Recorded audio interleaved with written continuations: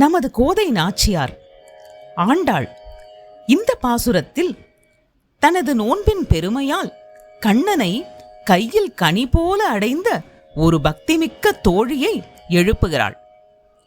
பாசுரம் 10.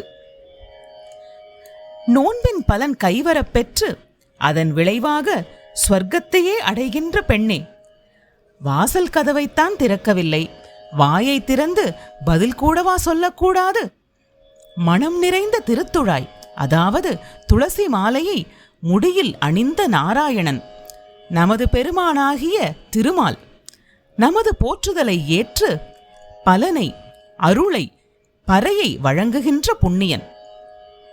முன்னொரு காலத்தில் யமனுக்கு இரையாகி போன கும்பகர்ணன் உன்னுடன் தூக்கப் போட்டிக்கு வந்து தோற்று பெரிய தூக்கத்தை தனது தோல்வியின் அடையாளமாக உனக்கு வழங்கிவிட்டானா என்ன?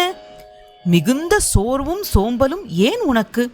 நமது குழுவின் ஒப்பற்ற அரிய சிறந்த ஆபரணமல்லவா நீ? படுக்கை விட்டு தெளிவுடன் எழுந்து வந்து கதவை திற என்று வெளியில் நின்று கொண்டு ஆண்டாள் உள்ளே படுத்திருக்கும் தன் தோழியை எழுப்புகிறாள்.